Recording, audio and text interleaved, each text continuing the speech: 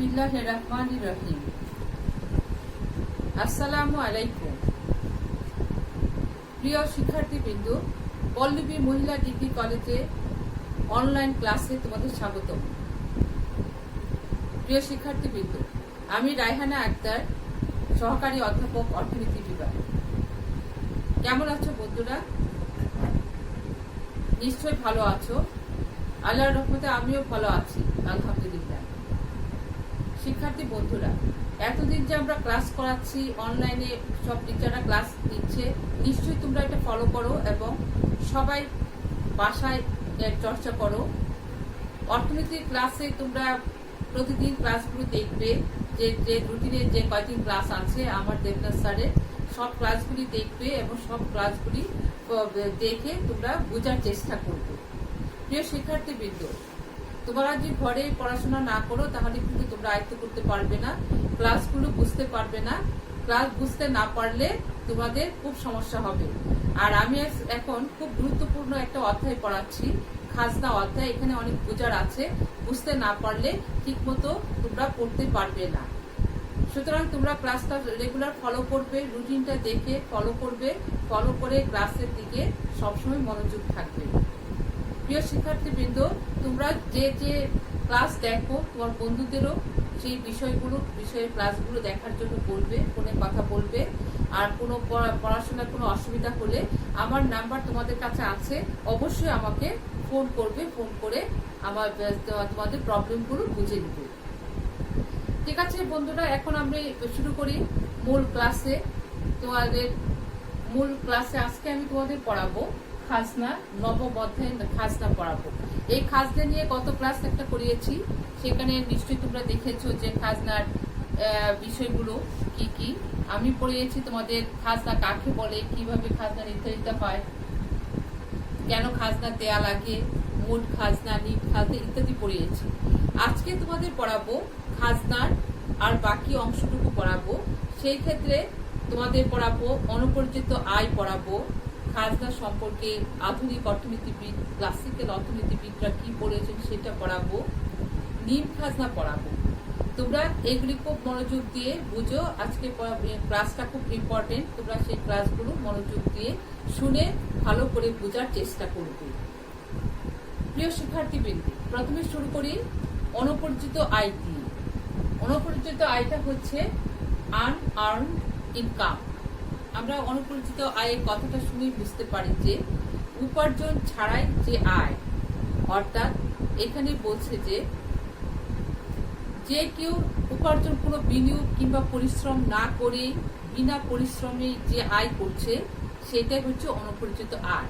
তাহলে অনুপরিচিত আয়টা কি? তাহলে অনুপরিচিত আয়টা হচ্ছে জনসংখ্যা বৃদ্ধি পেলে, তারপরে অর্থনৈতিক উন্নতি হলে সেই সব দেশে যেখানে হবে সাধারণভাবে তখন জমির দাম অত্যাধিক বৃদ্ধি পায়, অর্থাৎ জমির চাহিদা, জনসংখ্যা বৃদ্ধি পেলে, উন্নয়নমূলক কাজ হলে সেইখানে জমির দাম অনেক বৃদ্ধি পায়, জমির চাহিদা বৃদ্ধি পায়। এর ফলে জমির মালিক, অর্থাৎ দেশের জনসংখ্যা যখন বৃদ্ধি পায় তখন জমির চাহিদা বৃদ্ধি পায়। যখন দেশের অর্থাৎ অর্থনৈতিক উন্নতি হয় তখন জমির চাহিদা বৃদ্ধি পায়।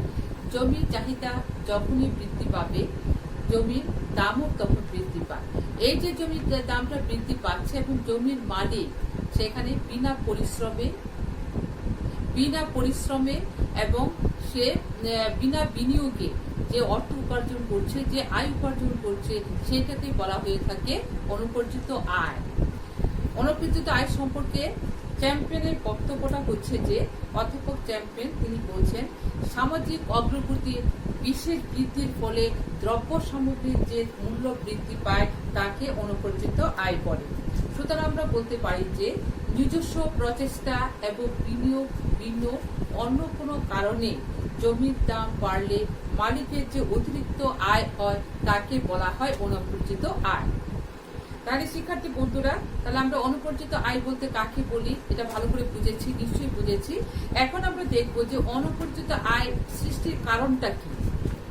সৃষ্টির কারণটা হচ্ছে জনসংখ্যা বৃদ্ধি, প্রশাসন বিকেন্দ্রীকরণ, স্থানীয় কেন্দ্র সরকারের উন্নয়ন, নতুন এলাকার শহর গড়ে ওঠা, প্রাকৃতিক কারণ, শিল্পের স্থানীয়করণ ইত্যাদি। অর্থাৎ জনসংখ্যা বৃদ্ধি, জনসংখ্যা বৃদ্ধির ফলে জমির চাহিদা বৃদ্ধি পায়, জমির চাহিদা বৃদ্ধি পেলে জমির দাম বৃদ্ধি পায়। এর ফলে সংশ্লিষ্ট এলাকায় জমির দাম বেড়ে জমির মালিকরা তারা অতিরিক্ত উপার্জন করে থাকে। এরপরে হচ্ছে প্রশাসন বিকেন্দ্রীকরণ। প্রশাসন বিকেন্দ্রীকরণে স্থানীয় সরকার ব্যবস্থা তখন শক্তিশালী হয়। এর ফলে দেশে প্রত্যন্ত অঞ্চলে সরকারি সেবা বৃদ্ধি পায়, অর্থাৎ সেই প্রত্যন্ত অঞ্চলে হাসপাতাল গড়ে তোলা হয়। সেখানে বৃদ্ধি পায়, সেখানে জমির অটোমেটিকলি দাম বৃদ্ধি পেতে থাকে। জমির দাম বৃদ্ধি পাওয়ার ফলে জমির মালিক অতিরিক্ত আয় উপার্জন করে। তারপরে প্রশাসনিক বিকেন্দ্রীকরণ। প্রশাসনিক বিকেন্দ্রীকরণটা হচ্ছে যে স্থানীয় সরকার যখন ব্যবস্থা শক্তিশালী হয়, দেশের প্রত্যন্ত অঞ্চলের সেবা কার্যক্রম পরিচালিত হয়, সেখানে হাসপাতাল গড়ে তোলে। সেই সব অঞ্চলে জমির মাল, সেই সব অঞ্চলের আশেপাশে অর্থাৎ হাসপাতালগুলোর আশেপাশে জমির দাম বৃদ্ধি পায়, জমির চাহিদা বৃদ্ধি পায়। এর ফলে এখানে জমির মালিক অনপরিচিত আয় সৃষ্টি করতে পারে। তারপরে হচ্ছে স্থানীয় বা কেন্দ্রীয় সরকারের উন্নয়ন। স্থানীয় বা কেন্দ্রীয় সরকারের উন্নয়নটা হচ্ছে যে কেন্দ্রীয় সরকারের উন্নয়ন প্রকল্পের আওতায় পড়ে যদি উক্ত এলাকায় উন্নয়ন সাধন ঘটে, সেখানে যে যাতায়াত এবং যোগাযোগ ব্যবস্থার উন্নয়ন হয়, সেই সব ক্ষেত্রে সেখানে জমির দাম বেড়ে যায়। সেই জমির দাম বেড়ে যাওয়ার সাথে সাথে জমির মালিকেরও আয় উপার্জন বৃদ্ধি পায়। এরপরে হচ্ছে নতুন এলাকায় শহর গড়ে ওঠা। নতুন এলাকায় অনেক সময় দেখা যায় যে নতুন এলাকায় শহর গড়ে উঠে বা প্রসারিত হয়, সেই এলাকার তখন জমির দাম বৃদ্ধি পায়। তারপরে হলো প্রাকৃতিক কারণ। প্রাকৃতিক কারণ, আমাদের দেশে প্রতিনিয়ত প্রাকৃতিক দুর্যোগ দেখা যায়।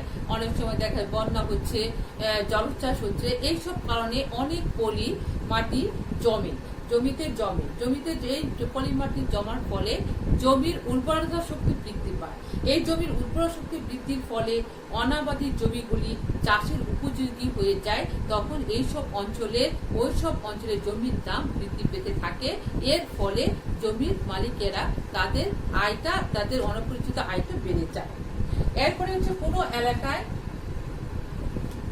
শিল্পের স্থানীয়করণ হলে সেই সব এলাকার জমির দাম বৃদ্ধি পায়। সুতরাং দেখা যাচ্ছে যে উপরে আমরা যেগুলি আলোচনা করেছি, সেই কারণে জমির দাম বৃদ্ধি পেলে অতিরিক্ত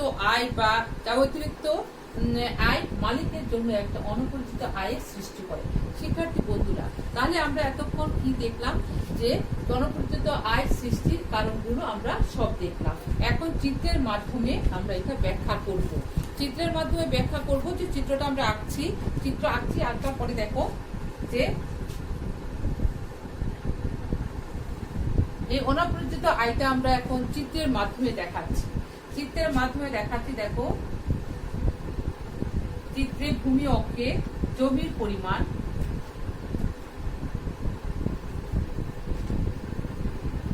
আর লম্ব অক্ষে দেখা দিয়েছি যে দাম বা প্রাইস।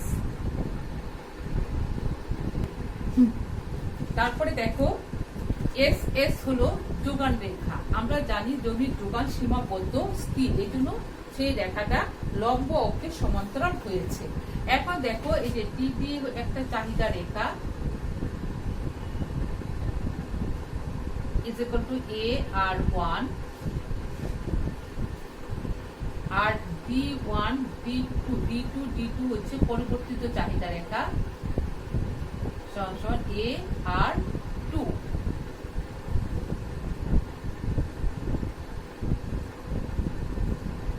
শিক্ষার্থী বন্ধুরা দেখো, এই যে এতটুকু পরিমাণ জমির মধ্যে প্রথমেই চাহিদা ছিল, জমির জন্য চাহিদা ছিল AR1। এখন এখানে জনসংখ্যা বৃদ্ধি কিংবা অন্যান্য কারণে, যেগুলির কারণে যে জমির দাম বৃদ্ধি পাচ্ছে, অর্থাৎ জমির চাহিদা বৃদ্ধি পাচ্ছে, এখানে জমির চাহিদা বৃদ্ধির জন্য চাহিদা রেখা D1 AR1 থেকে চলে যাচ্ছে AR2 তে। সেইখানে জমির পরিমাণটা দামটাও বেড়ে যাচ্ছে। দাম বৃদ্ধি পাচ্ছে তখন কত, যে P0 ছিল তখন দামটা বৃদ্ধি পেয়ে হয়েছে P1 এ। অর্থাৎ এখানে জমির চাহিদা বৃদ্ধি পাওয়ার ফলে দাম বৃদ্ধি পাচ্ছে। এই দাম বৃদ্ধি পাওয়ার ফলে অনুপর্যিত আয়েরও সৃষ্টি হয়েছে অনেক বেশি। সেই অনুপর্যিত আয়ের পরিমাণটা হচ্ছে P0, P1, A, B পরিমাণ। সুতরাং আমরা দেখতে পাচ্ছি যে এইটাই হচ্ছে অনুপর্যিত আয়ের চিত্র।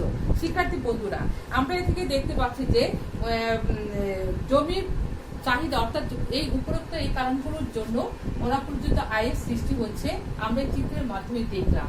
এখন দেখো একটা উদাহরণের সাহায্যে আমরা এটা বলি। উদাহরণ হচ্ছে ঢাকার অদূরে আমরা কি দেখি নিকুঞ্জ, তারপরে ডালাস সিটি, তারপরে বসুন্ধরা সিটি, এইগুলো প্রকল্প চালু হচ্ছে। আবার দেখা যাচ্ছে যে অনেক সময় শহরগুলোতে বিভিন্ন শহর উপশহরগুলোতে যেমন চট্টগ্রাম, রাজশাহী, খুলনা, এইসব শহর উপশহর সবগুলোর মধ্যে দেখা যাচ্ছে যে সেখানে উন্নয়নমূলক কাজের জন্য প্রত্যেকটা জায়গায় উন্নয়নমূলক কাজ ডেভেলপমেন্টের কাজের জন্য ওইসব এলাকার জমির দামগুলো বেড়ে যায়। অর্থাৎ জমির চাহিদা বেড়ে যাওয়ার কারণে জমির দাম বেড়ে যাচ্ছে।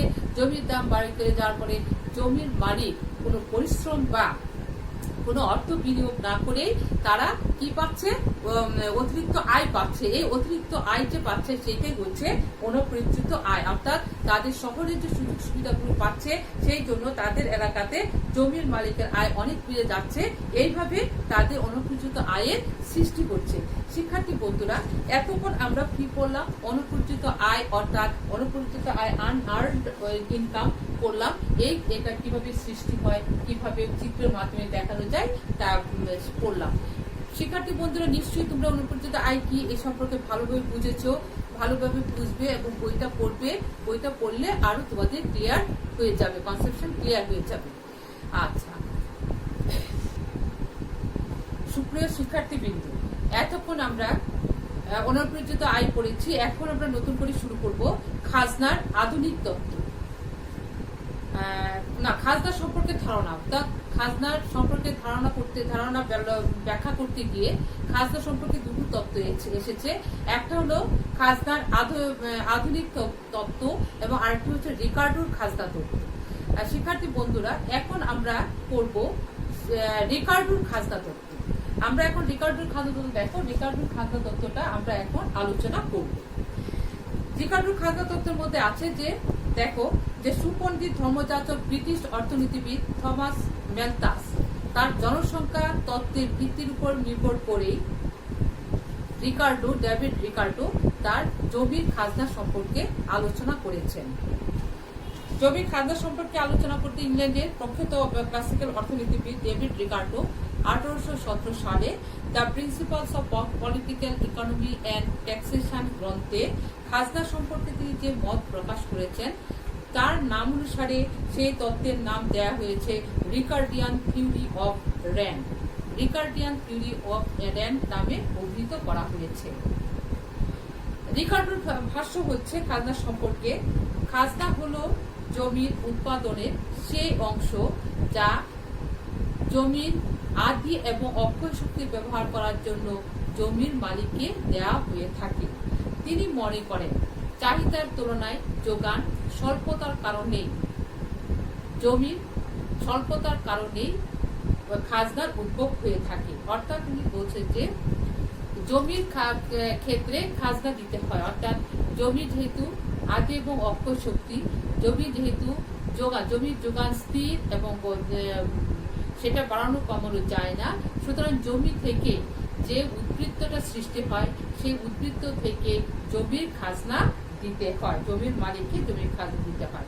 এই প্রসঙ্গে অধ্যাপক ডাব্লিউ নিকলস বলেন মোট উৎপন্ন খরচ বাদ দিয়ে উৎপাদক যে উদ্বৃত্ত সৃষ্টি করে তাকে বলা হয়ে থাকে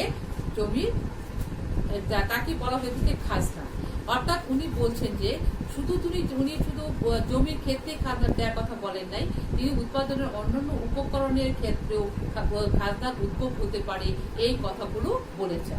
অর্থাৎ রিকার্ডো যা বলছেন তার সাথে সম্মতি রেখে তিনি নিকলসন আবার বলছেন যে শুধু জমির ক্ষেত্রে শুধু খাজনা দিতে হবে তা নয়, অন্যান্য উৎপাদনের অন্য উপকরণের ক্ষেত্রেও উদ্বৃত্তের সৃষ্টি হতে পারে এবং সেখানেও খাজনা দেওয়া যেতে পারে। এই জন্য রিকার্ডো তার অনুমিত শর্ত রেখেছেন। রিকার্ডোর খাজনা তত্ত্বের কতগুলি অনুমিত শর্ত আছে। অনুমিত শর্তগুলি শিক্ষার্থীরা দেখো, অনুমিত শর্তগুলি হচ্ছে সমগ্র সমাজের প্রেক্ষিতে জমির যোগান সীমাবদ্ধ। 2, জমি প্রকৃতি প্রদত্ত বলে এর যোগান দাম নেই, অর্থাৎ জমি প্রকৃতি থেকে আসে বলে এর কোনো যোগান দাম দেওয়া লাগে না। আর সমাজের প্রকৃতিতে জমির যোগান সীমাবদ্ধ, স্থির। 3 নম্বরে জমিতে ক্রমসমান প্রান্তিক উৎপাদন বৃদ্ধি কার্যকর হয়। প্রিয় শিক্ষার্থীবৃন্দ, জমিতে ক্রমসমান প্রান্তিক উৎপাদন বৃদ্ধি কার্যকর হয় মানে কি? এই কথাটা আমি তোমাদের পড়িয়েছি। জমিতে ক্রমসমান প্রান্তিক উৎপাদন বৃদ্ধি কি সেটা তোমরা নিশ্চয়ই জানো, যে একই জমিতে যতই শ্রম এবং মূলধন ব্যবহার করো না কেন, উৎপাদন প্রথমে বাড়লো, পরে আস্তে আস্তে কমতে থাকে। সেটা হচ্ছে ক্রমসমান প্রান্তিক উৎপাদন বৃদ্ধি। সেটা রিকার্ডো তার খাজনা তত্ত্বে বলেছেন যে জমিতে ক্রমসমান প্রান্তিক উৎপাদন বৃদ্ধি কার্যকর হয়। 4 হলো জমির উৎপাদন ক্ষমতা বা উর্বরতার পার্থক্য রয়েছে। রিকার্ডো এখানে বলছে যে জমিতে বিভিন্ন ধরনের উর্বরতার পার্থক্য রয়েছে, এক এক জমির উর্বরতা শক্তি এক এক রকম। তারপরে উনি আবার বলছেন জমির মৌলিক এবং অবিনশ্বর ক্ষমতা রয়েছে। রিকার্ডোর খাজনা তত্ত্বে আমরা এই কতগুলি অনুমিত শর্ত পেয়ে থাকি। অনুমিত শর্তগুলি পেয়ে থাকি। এখন বলে শুনো, রিকার্ডো বলেন কি? খাজনা হচ্ছে জমির মৌলিক এবং অবিনশ্বর প্রতিদান। এই ক্ষমতা বলতে তিনি জমির উর্বরতা শক্তিকে নির্দেশ করেছেন, অর্থাৎ তার মতে সব জমির উর্বরতা শক্তি সমান নয়। এই ক্ষেত্রে উৎকৃষ্ট এবং নিকৃষ্ট জমির কথা বলেছেন। উনি বলেছেন যে জমির উৎকৃষ্ট জমিতে বেশি উৎপাদন হয় এবং সেখানে উদ্বৃত্ত থাকে। যখনই জমিতে উৎকৃষ্ট জমিতে উদ্বৃত্ত থাকে, এই উদ্বৃত্তটাই হচ্ছে জমির খাজনা, আর সেই উদ্বৃত্তটাই হলো জমির মালিকের খাজনা দিতে হবে। আর নিকৃষ্ট জমি বলতে উনি বলছেন যে খাজনাবিহীন জমিকে বলছেন, অর্থাৎ যে জমির উৎপাদন যা হয় সেটার জন্য যে খরচ হয় এবং আর উৎপাদিত দ্রব্য বিক্রয় করে যে আয় হয় তা যদি পরস্পর সমান হয়, সেইটাকে বলা হয় কি? প্রান্তিক জমি বা খাজনাবিহীন জমি।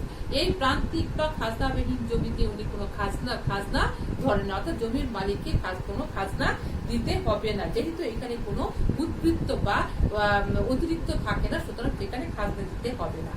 এই ক্ষেত্রে রিকার্ডো একটা উদাহরণ দিয়েছেন। উদাহরণ হচ্ছে যে মনে করি আমরা উর্বরা শক্তির ভিত্তিতে বা খাজনা জমিকে উনি 3 ভাগে ভাগ করেছেন: প্রথম শ্রেণীর জমি, দ্বিতীয় শ্রেণীর জমি এবং তৃতীয় শ্রেণীর জমি। এবং প্রত্যেক জমিতে এনে মনে করেন যে প্রত্যেক 3 শ্রেণীর জমিতে প্রতিটি জমিতে উৎপাদন করতে খরচ করবে 400 টাকা, এবং ধরা যাচ্ছে প্রতিটি জমির উৎপাদন খরচ 400 টাকা, আর উক্ত 3 শ্রেণীর জমি হতে উৎপাদনের পরিমাণ হবে 30। শিক্ষার্থী বন্ধুরা দেখো, যথাক্রমে 30,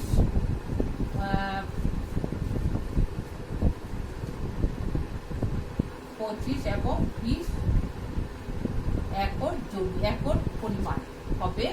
আর দেখো এইটা উৎপাদনের পরিমাণ হবে এতটুকু, আর 400 টাকা হলো এগুলি উৎপাদন খরচ 400 টাকা। আর হচ্ছে প্রতি জমিতে উৎপাদন খরচ, প্রথম শ্রেণীর জমিতে উৎপাদন খরচ হয়েছে, উৎপাদনের আয় হয়েছে 600 টাকা, দ্বিতীয় শ্রেণীতে 400 টাকা, 500 টাকা, তৃতীয় শ্রেণীতে 400 টাকা হয়েছে। এইভাবে উনি প্রতিটি জমির উর্বরতা শক্তির পার্থক্যের জন্য উনি বলেছেন। এখন শিক্ষার্থী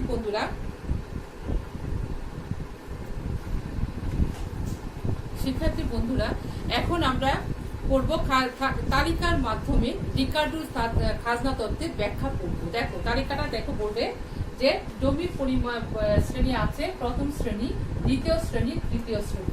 অর্থাৎ রিকার্ডো বলছেন যে উর্বরতা শক্তির পার্থক্যের জন্য খাজনার ভিন্নতা দেখা যায়। এই ক্ষেত্রে রিকার্ডো জমিকে 3 শ্রেণীতে ভাগ করেছেন: প্রথম শ্রেণী, দ্বিতীয় শ্রেণী এবং তৃতীয় শ্রেণী। প্রথম শ্রেণীতে জমির আয়তন হলো সব জায়গায় 1 একর, 1 একর, 1 একর।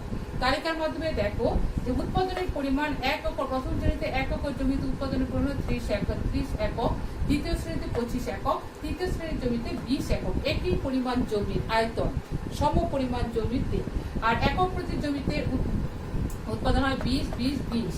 একটু হচ্ছে উৎপাদনের বাজার মূল্য। প্রথম শ্রেণীর জমিতে উৎপাদনের বাজার মূল্য হলো 600 টাকা, আর দ্বিতীয় শ্রেণীতে 500 টাকা, তৃতীয় শ্রেণীতে 400 টাকা। এবং উৎপাদন ব্যয় হচ্ছে, এই পরিমাণ জমি উৎপাদন করতে ব্যয় হচ্ছে প্রায় 400 প্রত্যেকটা প্রথম শ্রেণী, দ্বিতীয় শ্রেণী এবং তৃতীয় শ্রেণীতে প্রত্যেকটা জমিতেই উৎপাদন খরচ হয়েছে 400 টাকা। তাহলে এখন শিক্ষার্থী বন্ধুরা এখন দেখো যে তোমাদের কতটুকু এই প্রথম শ্রেণীর জমিতে উৎপাদন খরচ কতটুকু হয়েছে এবং কতটুকু আয় হয়েছে। প্রথম শ্রেণীর জমিতে 30 একক উৎপাদনের পরিমাণ হচ্ছে 30 একক, এখানে উৎপাদন বাজার মূল্য হয়েছে 600 টাকা আর উৎপাদন ব্যয় হয়েছে 400 টাকা। তাহলে উদ্বৃত্ত থাকলো 200 টাকা। এই 200 টাকাটাই হচ্ছে উদ্বৃত্ত, এই উদ্বৃত্তটাই হচ্ছে খাজনা। অর্থাৎ রিকার্ডো বলছেন যে উৎকৃষ্ট জমি, এবং এই প্রথম শ্রেণীর জমিকে উনি উৎকৃষ্ট জমি করেছেন এবং উৎকৃষ্ট জমিতে উদ্বৃত্তের পরিমাণ বেশি, অর্থাৎ 200। এটাই হচ্ছে উদ্বৃত্তটা হচ্ছে খাজনা, জমির মালিককে সেটা দিতে হয়। আবার দ্বিতীয় শ্রেণীর জমিতে রিকার্ডো বলছেন যে এই সমপরিমাণ জমিতে উৎপাদন করে পাওয়া গেছে 25 একক জমি, এখানে বাজার এই জমির এতটুকু পরিমাণ উৎপন্ন পণ্যের বাজার মূল্য হচ্ছে 500 একক 500 টাকা, আর উৎপাদন ব্যয় হচ্ছে 400 টাকা, এখানে 100 টাকা হচ্ছে উদ্বৃত্ত। এটা দ্বিতীয় শ্রেণীর জমিকে উনি নির্দেশ করেছেন। আর তৃতীয় শ্রেণীর জমিতে দেখা যাচ্ছে যে বাজার মূল্য হচ্ছে 400, উৎপাদন ব্যয় 400, অর্থাৎ যা উৎপাদন খরচ তাই আয়, সুতরাং এখানে কোনো উদ্বৃত্ত থাকে না, শূন্য, অর্থাৎ জিরো। এখানে উদ্বৃত্ত নাই, এখানে জিরো হয়েছে, সুতরাং এখানে কোনো খাজনা দিতে হবে না। যেহেতু এখানে তৃতীয় শ্রেণীর জমিতে উদ্বৃত্ত নাই, সুতরাং সেখানে কোনো খাজনা দেওয়ার প্রয়োজন নাই। এই জন্য রিকার্ডো বলছেন যে তৃতীয় শ্রেণীর জমিতে হচ্ছে খাজনাবিহীন জমি বা প্রান্তিক জমি। যেহেতু এই জমিতে কোনো উদ্বৃত্ত থাকে না, সুতরাং সেই ক্ষেত্রে মালিককে খাজনা দিতে হবে না।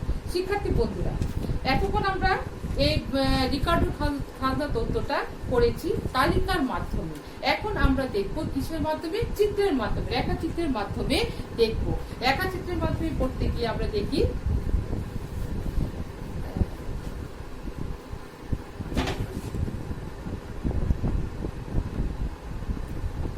এখন আমরা তালিকার মাধ্যমে দেখেছি, এতক্ষণ আমরা চিত্রের মাধ্যমে দেখবো। চিত্রে আমরা দেখতে পাচ্ছি, শিক্ষার্থী বন্ধুরা দেখো চিত্রে আমরা কি দেখি, বোর্ডে চিত্রে দেখো ভূমি অঙ্কে বিভিন্ন শ্রেণীর জমি দেখানো হয়েছে আর লম্ব অঙ্কে আয় ব্যয় দেখানো হয়েছে জমি। এখন দেখা যাচ্ছে প্রথম শ্রেণীর জমিতে উৎপাদনের পরিমাণ কত। দেখো প্রথম শ্রেণীর জমিতে উৎপাদনের পরিমাণ হচ্ছে এতটুকু পরিমাণ জমিতে উৎপাদন করা হয়েছে, উৎপাদনের বাজার দাম হয়েছে 600 একক, অর্থাৎ এতটুকু পরিমাণ আয় হয়েছে, এবং এতটুকু পরিমাণ উৎপাদন করতে খরচ হয়েছে 400 একক। অর্থাৎ এখানে প্রথম শ্রেণীর জমিতে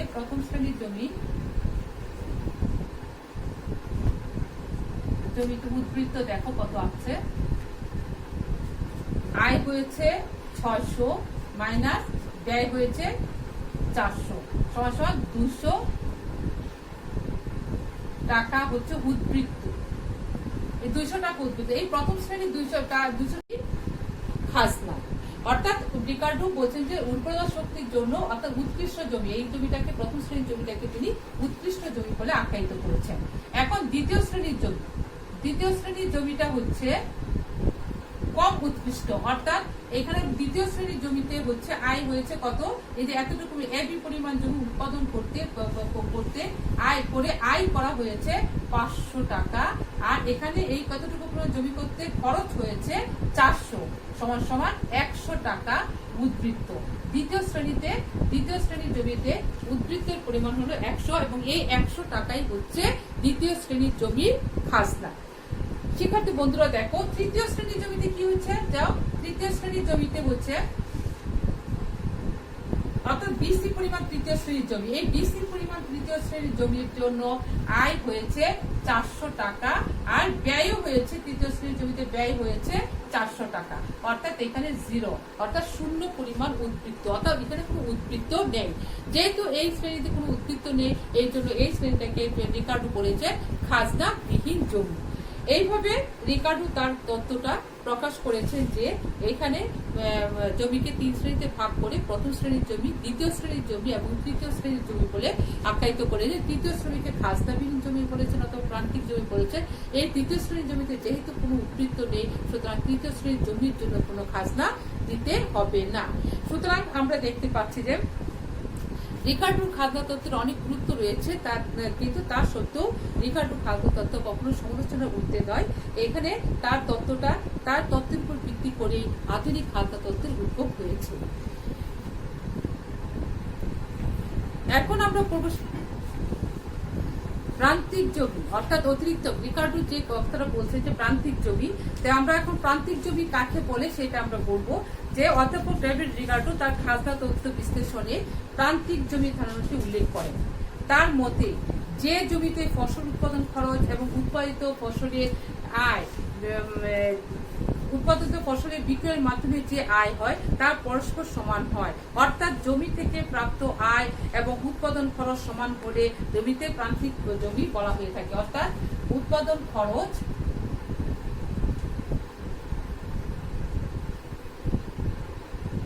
is equal to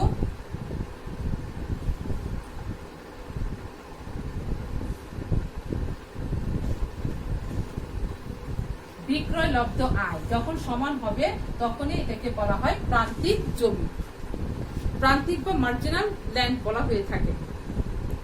এখন দেখো এই প্রান্তিক জমি উদ্ভবের কারণগুলো কি কি। প্রান্তিক জমি উদ্ভবের কারণ হলো জমির উর্বরতা শক্তির পার্থক্যের কারণে প্রান্তিক জমি উদ্ভব হয়ে থাকে। আর জমির আয়তন ক্ষুদ্র বলে জমি থেকে প্রাপ্ত আয় এবং ব্যয় সমান হয়ে থাকে। শিক্ষার্থী বন্ধুরা, আমরা কিছুক্ষণ আগে প্রান্তিক জমি সম্পর্কে আলোচনা করেছি, রিকার্ডো কি বলছে। এখন এই প্রান্তিক জমির আমরা একটু ব্যাখ্যা দিচ্ছি, তুমি দেখো। উদাহরণস্বরূপ আমরা বলতে পারি কি, যদি কোনো স্থানের নির্দিষ্ট পরিমাণ জমিতে ফসল উৎপাদন খরচ 1000 টাকা হয় এবং সেই জমিতে উৎপাদিত ফসল বিক্রয় করে যদি 1000 টাকা আয় হয়, তবে সেই জমিকে বলা হয় প্রান্তিক জমি। অর্থাৎ 100 টাকা, 1000 টাকা হচ্ছে খরচ এবং আয়ও হচ্ছে 1000 টাকা। সুতরাং এইটাকে বলা হয়ে থাকে প্রান্তিক জমি। এটাকে আমরা চিত্রের মাধ্যমে দেখবো। শিক্ষার্থী বন্ধুরা দেখো, চিত্রের মাধ্যমে আমরা এটা ব্যাখ্যা করবো। দেখো, ভূমি অক্ষে দেখানো হয়েছে উৎপাদনের পরিমাণ,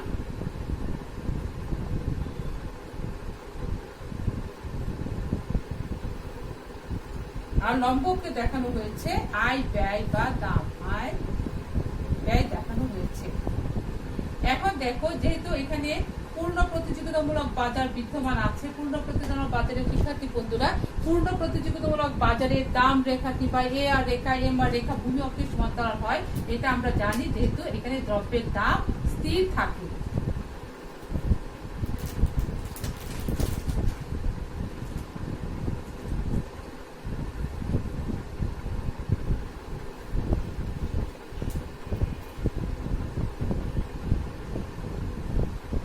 শিক্ষার্থীরা দেখো, এখানে এ আর হলো এভারেজ রেভিনিউ অর্থাৎ গড় আয়, এম আর হলো প্রান্তিক আয়, পি হলো দাম নির্দেশ করা হয়েছে। এখানে চিত্র যদি দেখা যায় যে এখানে জমিতে আয় হয়েছে কত, ও কিউ 0 ই 0 আয়, আয় হচ্ছে ও কিউ 0 ই 0 পি 0, আর ব্যয়ও হয়েছে এখানে এইটা পুরোটাই আবার ব্যয়, ও কিউ 0 ই 0 পি 0। সুতরাং এখানে দেখা যাচ্ছে যে যা আয় হচ্ছে তাই ব্যয় হচ্ছে, সুতরাং এটা হচ্ছে প্রান্তিক জমি। সুতরাং এই জমিতে কোনো খাজনা দিতে হবে না। ডেভিড রিকার্ডো এইভাবে তার খাজনা তত্ত্বে প্রান্তিক জমিকে অর্থাৎ খাজনাবিহীন জমিকে উল্লেখ করেছেন, ব্যাখ্যা করেছেন। এখন শিক্ষার্থী বন্ধুরা, এখন আমরা পড়ব খাজনা সংক্রান্ত আধুনিক তত্ত্ব। খাজনা সংক্রান্ত আধুনিক তত্ত্বটা কি দেখব।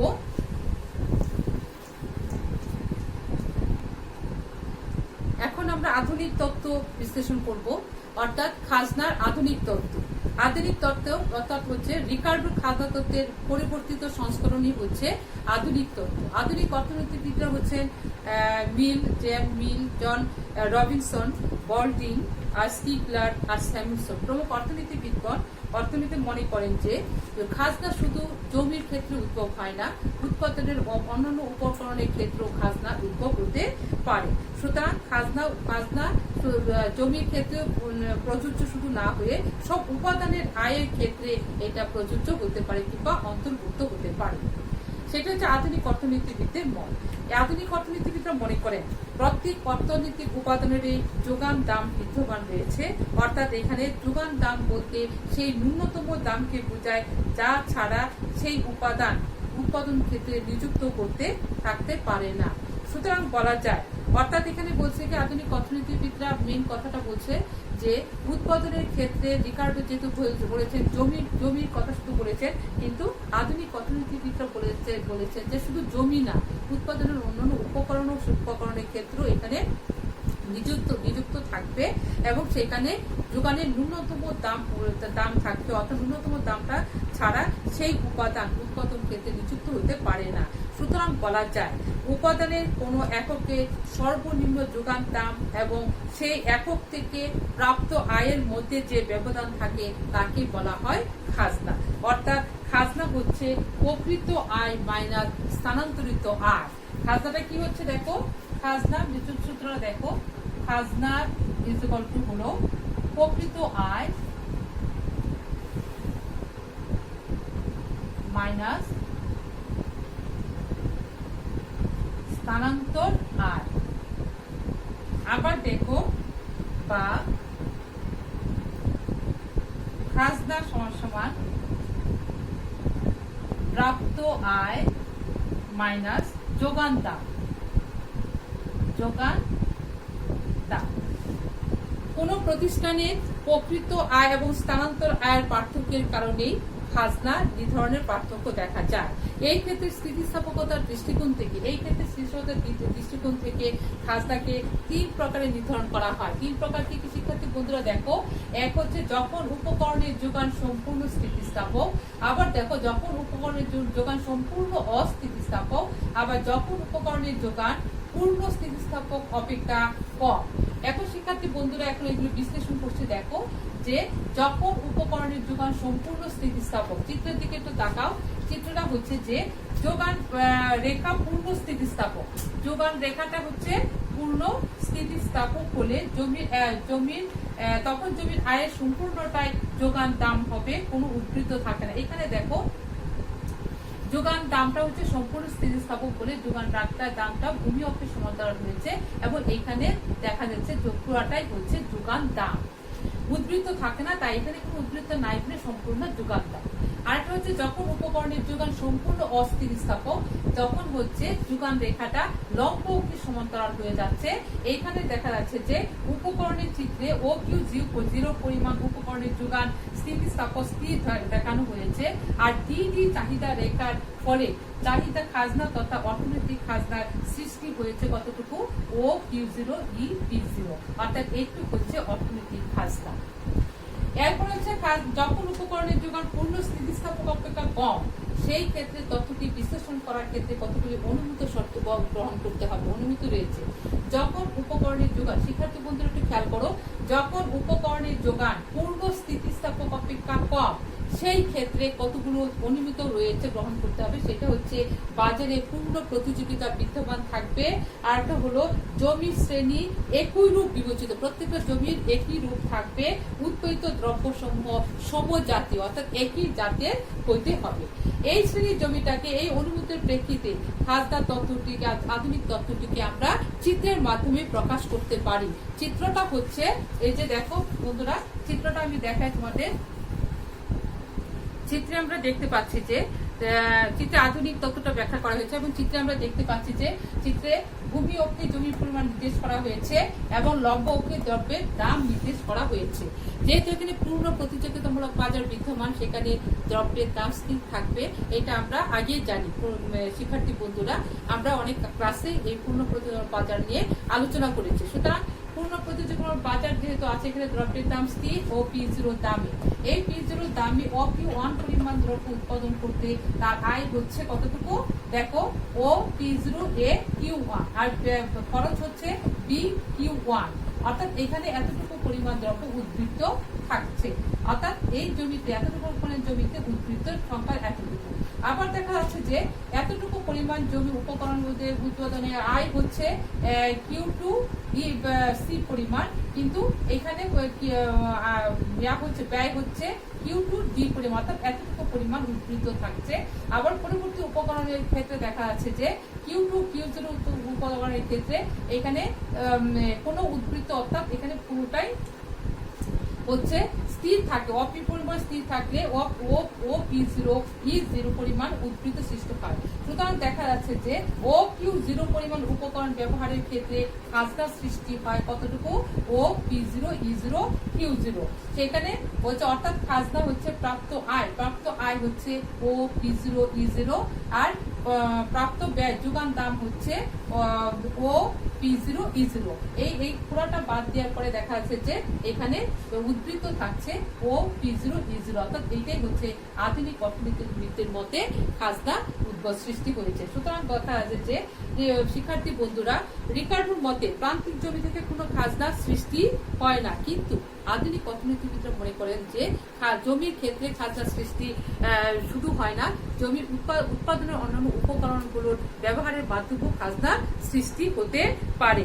সুতরাং বিকল্প প্রান্তিক জমিতে রিকার্ডো বলছেন যে প্রান্তিক জমির ক্ষেত্রে কোনো খাজনা নাই, কিন্তু আধুনিক অর্থনীতিবিদরা বলছে যে প্রান্তিক জমিতেও খাজনার উৎপত্তি হতে পারে যখন উক্ত জমি হইতে বিকল্প আয় সৃষ্টি করা যায়।